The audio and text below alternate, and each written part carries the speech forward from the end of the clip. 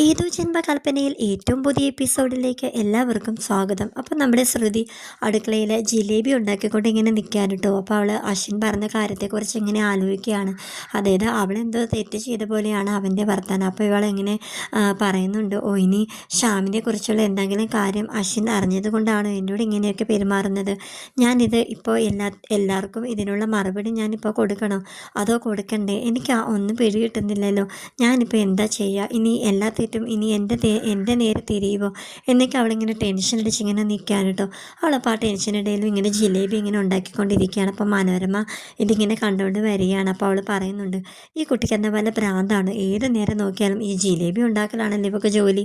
ഈ വീട് മൊത്തം ഒരു ബേക്കറി ആക്കുമോ ഇവിടെ എന്നൊക്കെ ഇങ്ങനെ പറയുകയാണ്. അപ്പോൾ അഞ്ജലി പറയുന്നുണ്ട്, അത് അവൾക്ക് എന്തെങ്കിലും വിഷമമായി കാണും, ഒന്നെങ്കിൽ വിഷമം അല്ലെങ്കിൽ സന്തോഷം.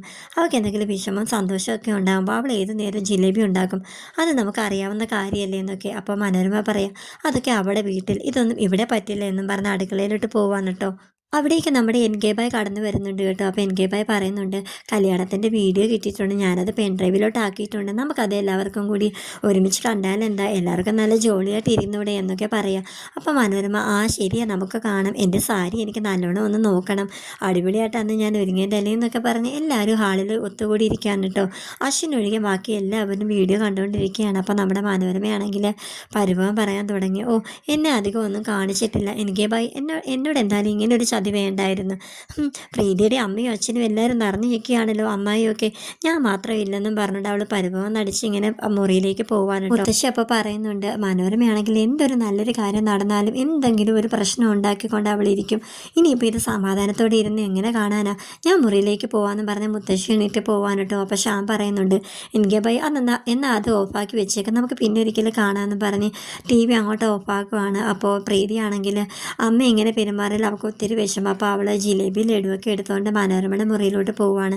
ഈ സമയം മനോരമയാണെങ്കിൽ അപ്പോൾ കിടന്നുകൊണ്ട് ഇങ്ങനെ പരിഭവം ഇങ്ങനെ പറഞ്ഞുകൊണ്ടിരിക്കുക, എന്നാലും എനിക്ക് എന്നോട് ഇങ്ങനെ ചെയ്തല്ലോ, എല്ലാവരും നിറഞ്ഞു നിൽക്കുക, എന്നാലും എൻ്റെ സാരി ഒന്നുകൂടെ എനിക്ക് കാണാൻ പറ്റിയില്ലല്ലോ ടി വിയിൽ എന്നൊക്കെ പറഞ്ഞിരിക്കാൻ. അപ്പോഴാണ് പ്രീതി നമ്മുടെ മനോരമയുടെ മുറിയിലോട്ട് കടന്നു വന്നത്. അപ്പോൾ മനോരമ ഇത് കണ്ടിട്ട്, ഓ നീ എനിക്ക് ലഡുവും ജിലേബിയൊക്കെ കൊണ്ടു തരുന്നതിൻ്റെ ഉദ്ദേശമൊക്കെ എനിക്കറിയാം, നിനക്ക് ഞാനിങ്ങനെ സ്ലിമ്മായിട്ടിരിക്കുന്നുവെന്ന് നിനക്ക് അസൂയയാണല്ലേ, നിനക്ക് നിൻ്റെ അനിയത്തിക്കും എനിക്ക് ഷുഗറൊക്കെ വന്നിട്ട് ഞാൻ തടി വെക്കാൻ വേണ്ടിയിട്ടല്ലേടി നീ എന്നോട് ഇങ്ങനെയൊക്കെ കാണിക്കുന്നതെന്ന് പറഞ്ഞ് അവളെ വഴക്ക് പറയാട്ടോ. അവളാണെങ്കിൽ അമ്മയ്ക്ക് ഇതൊക്കെ ഇഷ്ടമല്ല, അതുകൊണ്ടാണ് ഞാൻ അമ്മയ്ക്ക് ഇത് എടുത്തുകൊണ്ട് വന്നത്, എന്നാൽ അമ്മ പറയൂ അമ്മയ്ക്ക് ഇഷ്ടമുള്ള എന്താണെന്ന് വെച്ചാൽ ഞാൻ ഉണ്ടാക്കിക്കൊണ്ട് വരാം എന്നൊക്കെ പറയുകയാണ്.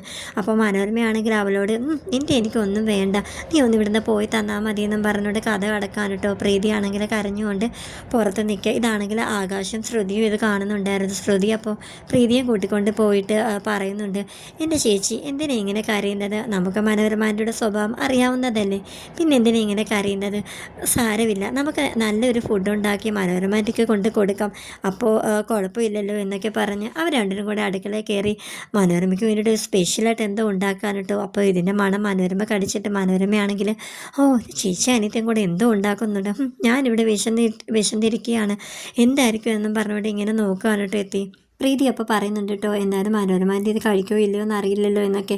അപ്പോൾ ശ്രുതി പറയുന്നുണ്ട്, ഇല്ല ഉറപ്പായിട്ടും ഇത് കഴിക്കും, അത്ര നന്നായിട്ടല്ലേ എൻ്റെ ചേച്ചി ഉണ്ടാക്കുന്നത് എന്നൊക്കെ. അപ്പോൾ മനോരമ അവിടെ നിന്നുകൊണ്ട് മുകളിൽ നിന്ന് മണം കേട്ടിട്ടാണെങ്കിൽ അവൾക്ക് ഇരിക്കാൻ വയ്യ. അപ്പോൾ അവൾ പറയാം, ഓ എന്തായാലും ചേച്ചി അനിയത്തെയും ബേക്കറി കറികളല്ലേ, അതുകൊണ്ട് നല്ല ടേസ്റ്റ് ആയിരിക്കും, ദൈവമേ എന്നെ ഒന്ന് വന്ന് വിളിച്ചിരുന്നെങ്കിൽ എന്നിങ്ങനെ അവൾ പറഞ്ഞുകൊണ്ട് ഇങ്ങനെ നിൽക്കാൻ കേട്ടോ. അങ്ങനെ ഇന്നത്തെ എപ്പിസോഡ് അവസാനിപ്പിച്ചിരിക്കുന്നത്.